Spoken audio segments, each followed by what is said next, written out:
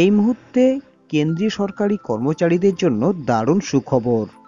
সপ্তম বেতন কমিশনের পর এবার অষ্টম বেতন কমিশন পেতে চলেছেন কেন্দ্রীয় সরকারি কর্মচারীরা। এইরকমই কিন্তু একটা আপডেট উঠে আসলো।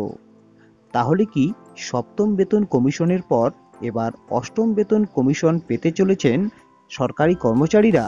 তো বিস্তারিতভাবে জানতে হলে অবশ্যই ভিডিওটিতে প্রথম থেকে শেষ পর্যন্ত সঙ্গে থাকবেন এবং চ্যানেলে নতুন হলে অবশ্যই চ্যানেলটিকে সাবস্ক্রাইব করে ভিডিওটিতে একটি লাইক দেবেন। তো চলুন ভিডিওটি শুরু করি। অন স্ক্রিন আপনারা আপডেটটি দেখতেই পাচ্ছেন। তো চলুন আপডেটটি একটু বিস্তারিতভাবে দেখে নেই। নরেন্দ্র মোদী তৃতীয়বার প্রধানমন্ত্রী হওয়ার পরে প্রথম বড় সিদ্ধান্ত নিয়েছেন। পিএম কিষাণ সম্মান নিধি যোজনার সপ্তদশতম কিস্তির ফাইলে সই করেছেন। কেন্দ্রীয় সরকার পিএম কিষাণ সম্মান নিধি যোজনার অন্তর্গত 2000 টাকা করে বছরে 6000 টাকা দেওয়া হয়ে থাকে।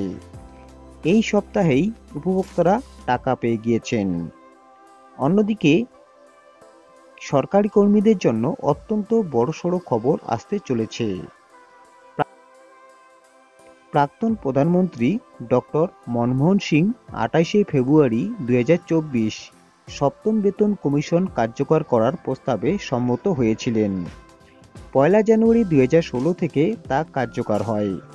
নরেন্দ্র মোদী তৃতীয়বার শপথ গ্রহণের পরে মনে করা হচ্ছে কেন্দ্রীয় সরকারি কর্মীদের জন্য শিকে ছিটতে পারে। মনে করা হচ্ছে অষ্টম বেতন কমিশন নিয়ে বড়সড় সিদ্ধান্ত নিতে পারে কেন্দ্র।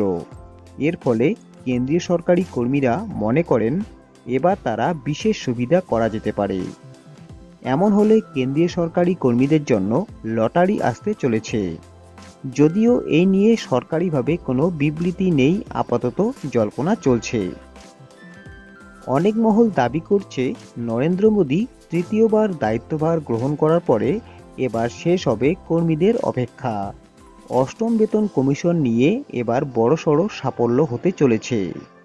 2016-এ কার্যকর হয়েছে যদি সপ্তম বেতন কমিশন।